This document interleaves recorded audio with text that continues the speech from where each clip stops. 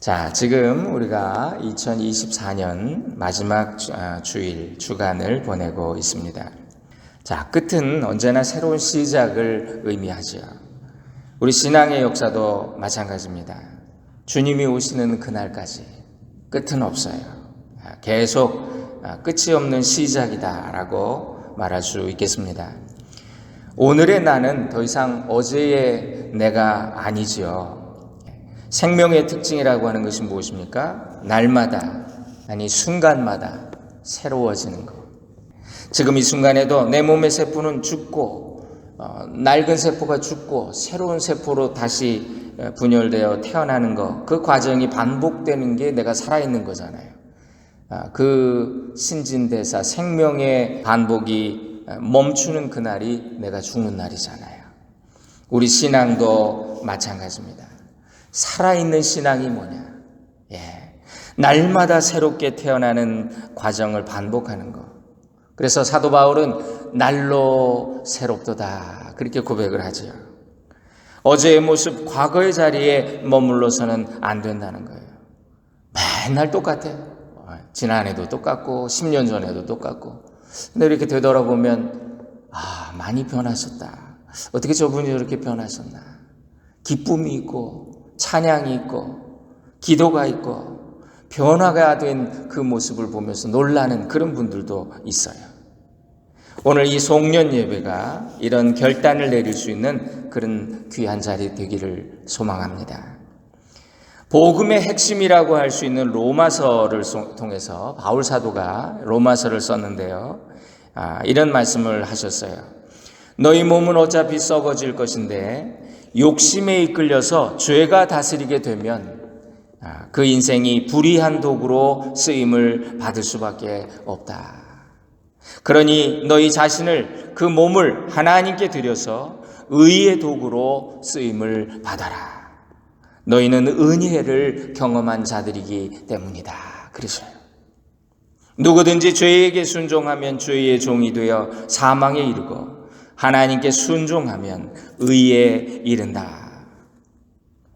여러분, 사람을 소속의 동물이라 그렇게 말합니다. 소속감이라고 하는 것. 소속이 얼마나 중요한지. belongingness. 정치는 나는 무소속이에요. 나는 여기도 아니고 여기도 아니에요. 이렇게 말할 수 있어요. 그러나 신앙은 무소속은 없어요. 그래서 성경은 항상 결단을 요구합니다. 하나님이냐 바알이냐 그렇게 묻지요. 나는 지금 어디에 속해 있는가? 그래서 로마서 말씀은 나는 나를 누구에게 드리며 사는가? 나는 누구의 종인가? 인간은 정말 피동적인 존재이기 때문에 뭔가의 종이 되어 매여서 살 수밖에 없는데 나는 하나님의 종인가 마귀의 종인가? 그걸 계속 질문하는 거예요. 내 인생의 주인은 누군가? 그래서 우리가 예수님을 주님 이렇게 부르잖아요. 하나님을 주님 이렇게 부르잖아요. 존재하는 모든 것은 목적이 있어요. 한번 생각해 봅시다. 마라토너가 죽을 힘을 다해서 뛰어요. 승리의 월계관을 쓰기 위해 뛰어요. 그런데 코스를 잘못 봐가지고 딴 길로 갔어. 1등으로 그냥 뛰어가는데 잘못 뛰어갔어. 야구 선수가 공을 기가 막히게 잘 쳐요. 근데 치면 늘 파울이야. 이쪽으로 나가고 이쪽으로 나가고. 어떤 사람은 열심히 살아요. 아주 부지런해요.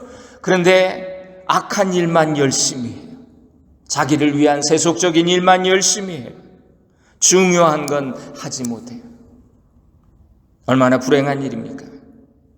인간에게 중요한 것은 내가 얼마나 열심히 사느냐 이게 아니에요. 나는 지금 어디를 향해서 가고 있는가? 그게 더 중요하다는 거죠. 세상이 추구하는 모든 것 결국은 죽음을 향해. 제가 어떤 전도지를 봤는데 거기 보면 사람들이 정신없이 어디를 향해서 다 몰려서 가요. 근데 그 앞에는 벼랑이 있어요. 그걸로 다 빠져서 죽는 거예요. 그것이 우리 인생인데 여러분, 세상이 추구하는 모든 것은 결국 죽음이라고 하는 것으로 끝나는 것을 우리는 부정할 수가 없어요. 그래서 바울 사도는 인생을 두 가지로 설명합니다. 육신에 속한 자가 있고 영에 속한 자가 있다. 율법에 속한 자가 있고 은혜에 속한 자가 있다. 세상의 마귀에 속한 자가 있고 그리스도의 은혜에 속한 자가 있다. 그러면서 그리스도인들은 더 이상 죄의 법 아래에 있지 않고 은혜 안에 있는 자들이다 말씀해요. 그래서 로마서 7장에 바울의 인간론이라고 그렇게 말하는데, 인간이 뭐냐? 인간의 상태를 고민하면서 이 바울은 정말 헬라의 철학에도 능통하고 또 히브리 율법에도 능통하고, 그러니까 이게 깊은 사람이잖아요. 고민하면서 인간의 상태를 정의합니다. 하나님이 인간을 살리려고 법을 주셨대요. 그게 구약의 율법이지. 하나님이 주신 그 율법은 아주 선한 것이었어요. 그런데 죄가 기회를 타서 계명을 이용하여 나를 속였고 그 계명으로 나를 죽였다. 7장 11절에 이런 말씀을 합니다. 그러니까 법을 만들었어요. 법을 만들었는데 이 법이 생명을 살리지 못하면 오히려 죽이는 도구가 되기도 하더라는 거예요. 사탄은 선한 것도 악용합니다. 모든 것을 틀어놔요. 그래서 로마서 7장 14절에 보니까 율법은 영적입니다. 그러나 나는 영적이지 않습니다. 죄의 노예로 팔렸기 때문에. 그래서 나의 주인이 된 그 죄가, 사탄이 그 선한 율법, 하나님이 나를 살리기 위해서 주신 그 율법을 이용해서 나를 자꾸 억압하고 저주하고, 야, 이거 보니까 너 죄인이네. 너는 그거밖에 안 돼. 네까지 깨. 네 주제에. 너 봐라. 결심해도 안 되지. 그게 너의 한계야. 너는 절망 덩어리야. 죽어야 할 운명이야. 그런다는 거예요. 하나님이 율법을 주신 이유는 그렇게 인간의 한계를 경험한 후에 이 법으로는 도저히 내가 하나님께 이를 수가 없구나. 하나님께 나오라는 그 메시지를 거기서 들어야 되는데, 율법을 어떻게든 다 지켜가지고 내가 하나님 앞에 가버리라. 그러니까 사탄은 하나님이 주신 선한 율법을 가지고 우리를 절망하게 하고 하나님으로부터 멀어지게 하고 우리를 죽음으로 이끈다는 거예요. 또 사탄은 또 어떻게 하냐면요, 반대로 율법을 가지고 인간을 교만하게 만들어서 너는 어렸을 때부터 율법 속에서 잘 자랐어. 너는 잘 지켰잖아. 너만큼 의로운 사람도 없어. 다 봐. 너하고 비교해보면 다들 발바닥이야. 율법을 통해 나를 겸손하고 거룩하게 만드시려는 하나님의 뜻을 저버리게 하고, 율법으로 나를 교만하게 해서 남을 판단하고 정죄하게 만드는, 그렇게 해서 넘어뜨리는 것, 요것도 사탄의 속임수라.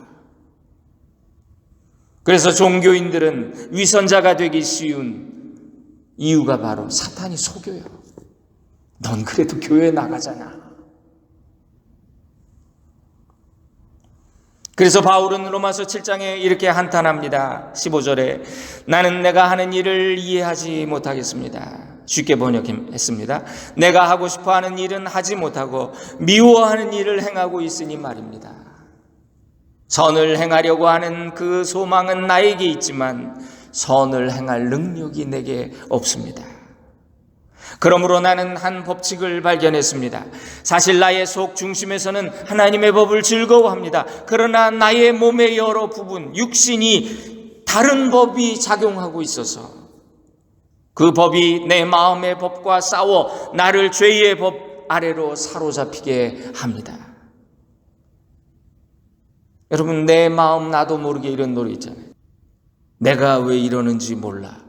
도대체 왜 이러는지 모르겠어. 내가 죄인이라.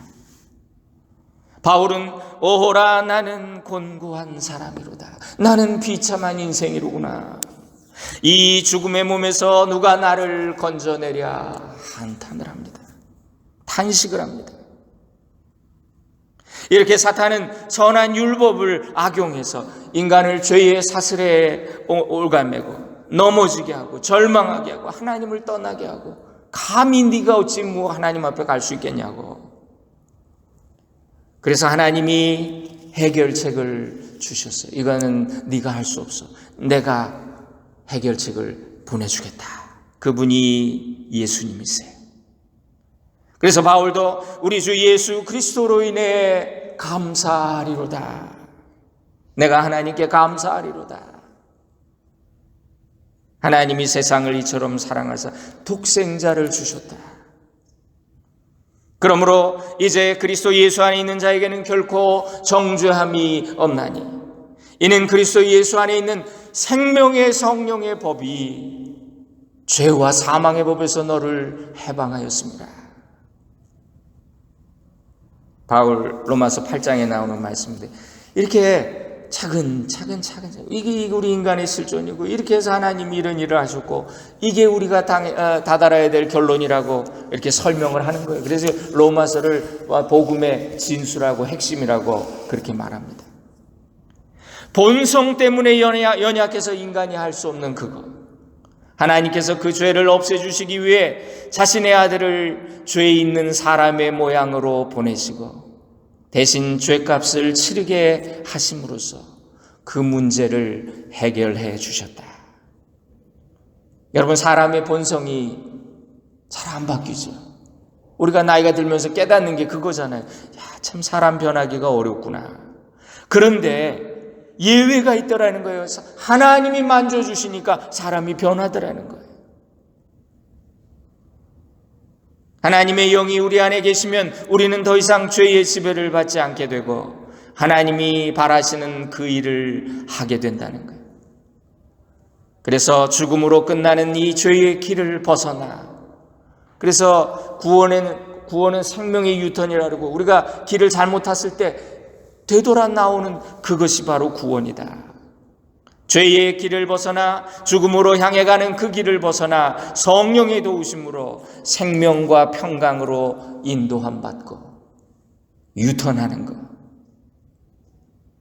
이게 하나님의 계획이지요. 하나님이 원하시는 하나님의 소원. 모든 사람이 구원을 받기 원하는 것. 성령은 그리스도의 영이에요. 로마서 8장 9절에 만일 너희 속에 하나님의 영이 거하시면 너희가 육신에 있지 아니하고 영에 있나니 누구든지 그리스도의 영이 없으면 그리스도의 사람이 아니니라. 율법이 신령한데 나는 영적이지 못해가지고 그 율법에 정말 하나님의 선하신 그 뜻을 따르지 못하는데 성령님이 내 안에 오시면 나도 영적인 사람으로 바뀐다는 거예요. 예수님은 이 성령님에 대해서 말씀하시면서 요한복음 14장에 보혜사 곧 아버지께서 내 이름으로 보내실 성령, 그가 너희에게 모든 것을 가르치시고 내가 너희에게 말한 모든 것을 생각나게 하시리라. 성령님의 별명이 보혜사래요. 보혜사, 헬퍼, 영어로 헬퍼, 카운슬러. 인간은 연약해서 홀로 설 수가 없어요. 인간은 악해서 약하고 약해서 악하고 나는 홀로 서지 못하고 내 인생이 공허하고 변화되고 싶어도 그렇게 할 수 없는데 성령의 도우심, 성령의 인도하심이 있으면 나도 홀로 서고 방향을 잡게 된다는 거예요. 로마서 1장에는 바울이 이렇게 선언을 합니다. 복음에는 하나님의 의가 나타났다. 복음이 무엇인가? 우리가 믿는 기쁜 소식이 무엇입니까? 나의 의가 아니라는 거예요. 나의 의로 할 수 없다는 것을 하나님이 해주셨다는 거예요. 이런 것을 깨달은 것이 구원에 이르는 지식이에요. 신령한 지식. 우리가 세상을 봐도요, 어떤 법칙이 있잖아요. 그게 아무것도 자격이 없는데 아들이라, 딸이라, 아버지 걸 누리는 거야. 여러분, 이 법칙을 하나님께 적용해, 영적으로 한번 적용해 보자고요. 우리가 아무것도 아닌데, 우리는 영적인 존재들이 아닌데 하나님의 자녀 되면 거기에 따르는 권세가 생기더라는 거예요.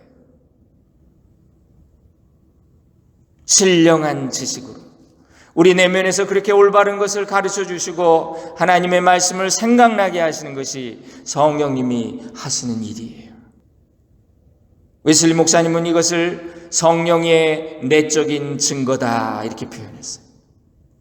우리 내면에서 성령님이 내가 구원받은 자이며 내가 진정한 크리스찬인 것을 증거하신다. 그래서 우리가 찬양합니다. 성령이 오셨네. 성령이 오셨네. 내 주위에 보내신 성령이 오셨네. 우리 인생 가운데 지금 찾아오셔서 그 나라를 꿈꾸게 하시네. 로마서 8장에는 이와 같이 성령이 우리 연약함을 도우시나니 우리가 마땅히 빌 바를 알지 못하나 오직 성령이 말할 수 없는 탄식으로 우리를 위하여 간구하시느니라. 그런 찬양이 있지요. 당신이 지쳐서 기도할 수 없고 눈물이 빗물처럼 흘러내릴 때 누군가 널 위해 기도하네. 네가 홀로 외로워서 마음이 무너질 때 누군가 널 위해 기도하네. 모두가 좋아하는 찬양이에요. 저는 기도하는 사람이 없어요. 우리 엄마가 날 예수 안 믿어서 우리 어머니도 부모님도 저를 위해 기도해 주지 않아요. 여러분, 여기 누군가 날 위해 기도한다는 건 누구를 얘기하는 거예요? 성령님을 얘기하는 거예요. 성령이 하나님의 뜻을 따라 성도를 위해 중보하고 계신다. 주님은 내가 너희를 고아와 같이 버려두지 아니하겠다 약속하셨습니다. 무릇 하나님의 영으로 인도함을 받는 그들은 곧 하나님의 자녀들이라.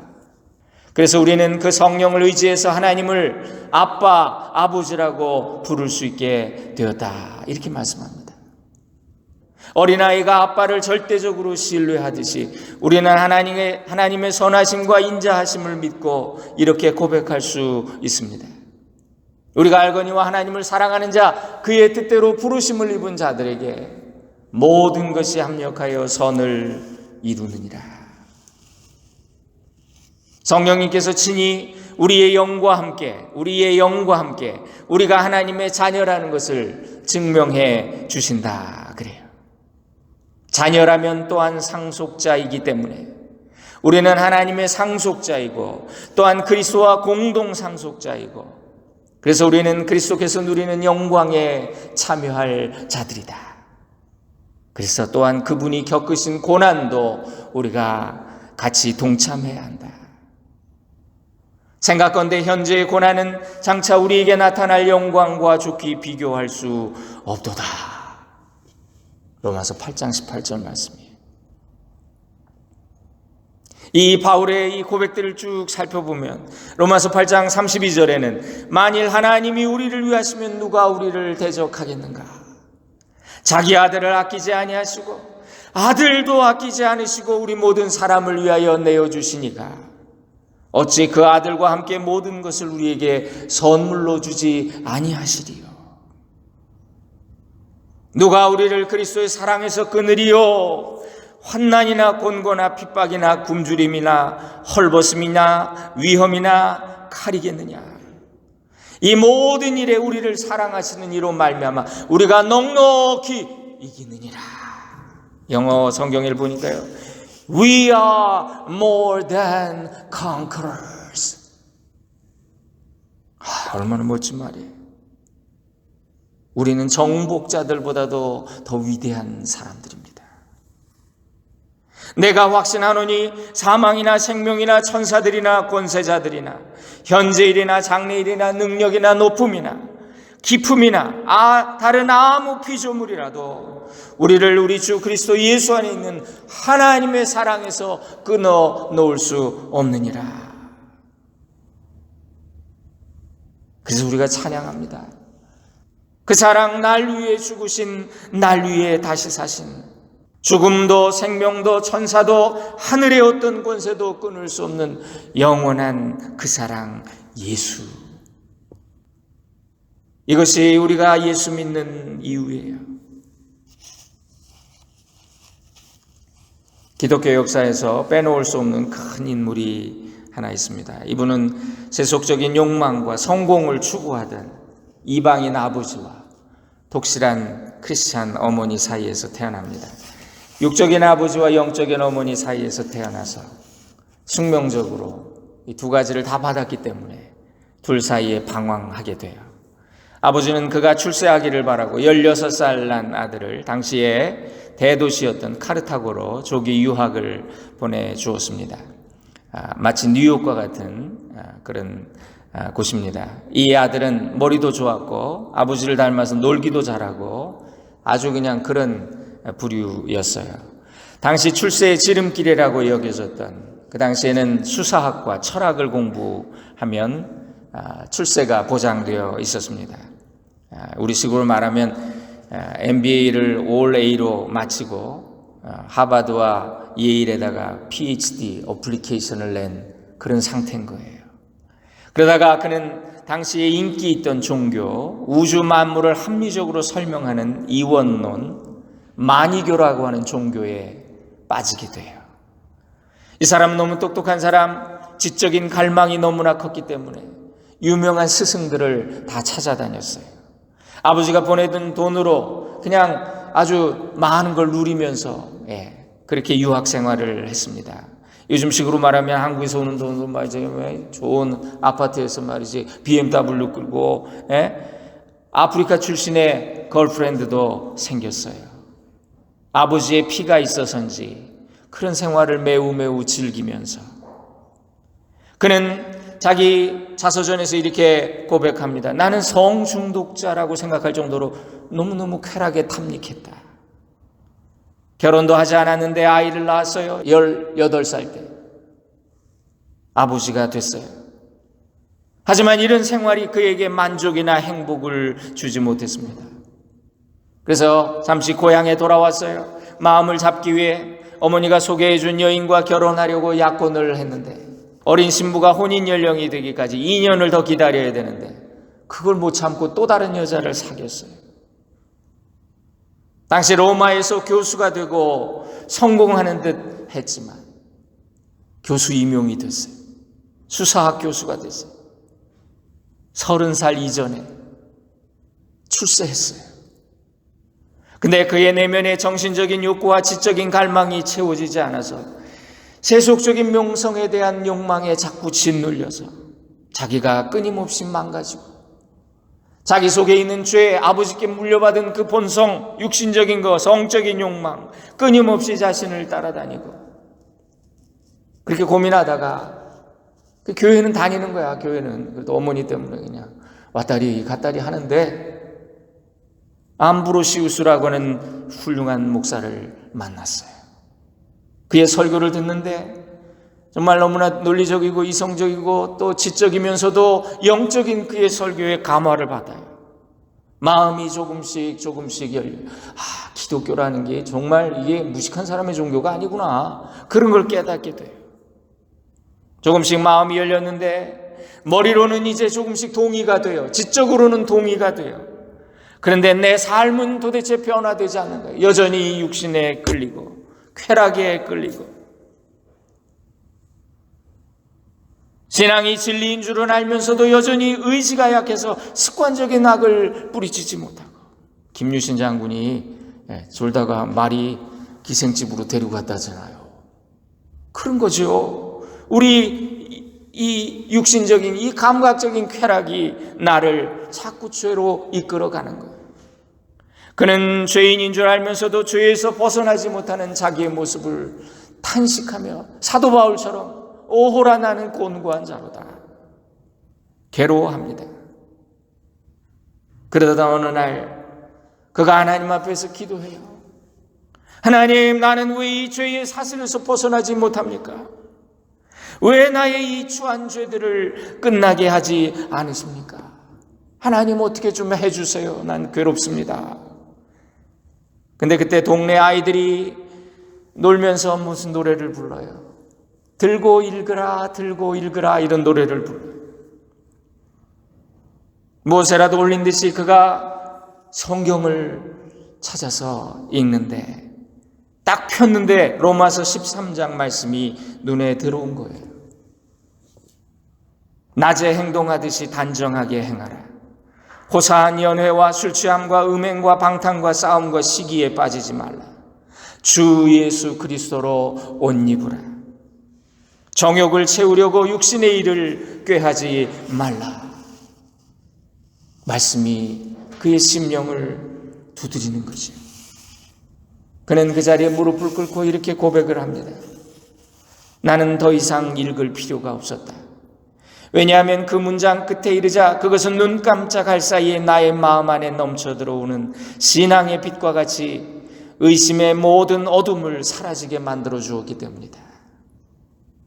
그날부터 김유신 장군이 말에 목을 치고 다시는 내가 이곳에 오지 않으리라, 그런 결단이었던 거죠.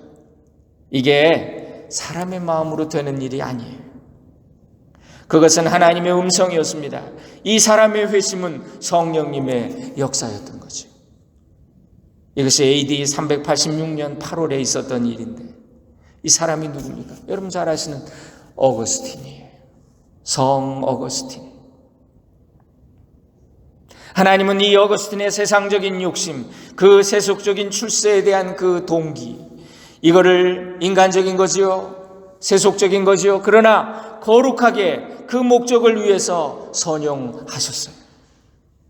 그는 치열한 사상적인 고민과 내면적인 투쟁을 통과해서 마침내 성경 말씀으로 회심에 이르게 된 어거스틴.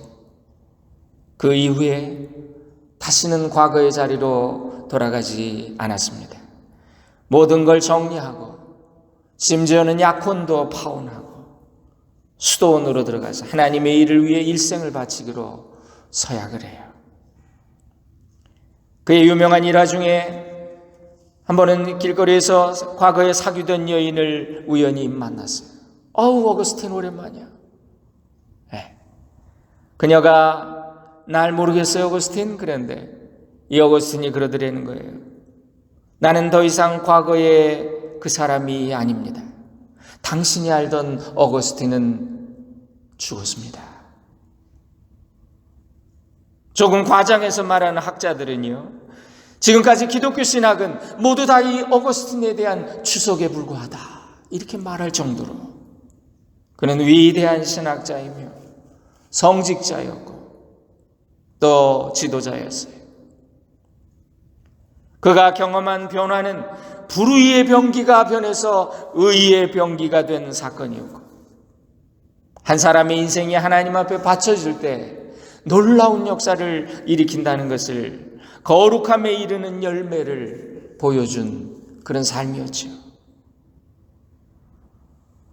사랑하는 여러분, 이사야 선지자의 고백처럼 모든 육체는 풀입니다. 그 모든 아름다움은 풀의 꽃과 같아요.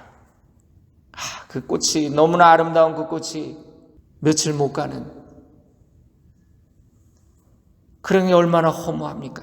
인간의 모든 영화와 권세가 풀과 같다. 인생은 무상하다. 야고보 사도도 너희 생명이 무엇이냐? 너희는 잠깐 있다가 보이다가 사라지는 안개니라. 내일 일을 너희가 알지 못하는도다. 또 한 해가 이렇게 지나가는데 이 해가 누구에게나 마지막 해가 될 수도 있었겠지요. 우리 어머니는 오래 가셨잖아요. 인생이 올 때에는 순서가 있었지만 갈 때는 그 누구도 순서를 몰라요. 언젠가 우리 인생의 마지막 해도 이렇게 오지 않겠습니까? 풀은 마르고 꽃은 시드나 하나님의 말씀은 영영이 서리라. 이제 우리가 이 마지막 시간에 결단해야 될 것입니다. 더 이상 과거의 자리, 죄의 권세 아래 머무르지 맙시다. 세월을 아끼고 우리의 지체를, 우리의 몸 전체를 의의 병기로 하나님께 드립시다. 하나님이 쓰시는 하나님의 도구, 하나님의 무기 되도록, 하나님이 쓰시기에 아름답고 하나님이 쓰시기에 편한 도구가 되기를 결단하는 그런 이 예배가 되기 원합니다. 로마서 6장에 이제 여러분은 죄에서 해방되고 하나님의 종이 되어 거룩함에 이르는 열매를 얻었으니 그 결과는 영생입니다. 이 말씀이 우리에게 이루어지기를 축원합니다. 기도하겠습니다. 하나님, 자비로우신 우리 아버지, 시간의 날개에 실려 또 한 번 저물어가는 한 해의 언덕에서 참회의 기도를 올립니다. 없는 것만 저울질하며 불만에 찼던 우리의 비참한 마음, 부러움과 시기로 얼룩진 우리의 생각들, 욕심을 위해서만 달려왔던 우리의 못난 발걸음을 주여 용서해 주옵소서.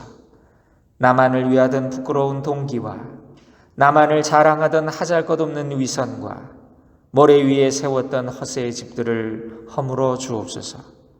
표현 못하고 사그라진 사랑과 짊어지지 않고 구경만 했던 십자가, 말만 앞세우고 지키지 못했던 약속들, 너그러운 자비로 용서해 주옵소서.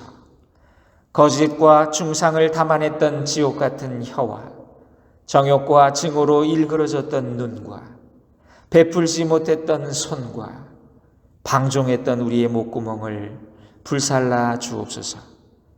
새해 새로 주시는 그 시간에 남의 흉한 꼴을 보지 않게 하시며 하나님이 만드신 조화와 아름다움을 보게 해 주옵소서. 만족하며 살고 감사로 세월을 수놓으며 주는 기쁨과 얼싸는 행복을 누리게 해 주옵소서. 조금 더 생각하게 하시고 조금 더 참게 하시며 끝까지 사랑하고 끝까지 용서할 수 있는 용기를 주옵소서. 성령님의 도우심이 있으면 이렇게 될 줄로 믿습니다. 우리 주 예수 그리스도 이름으로 기도 올립니다. 아멘.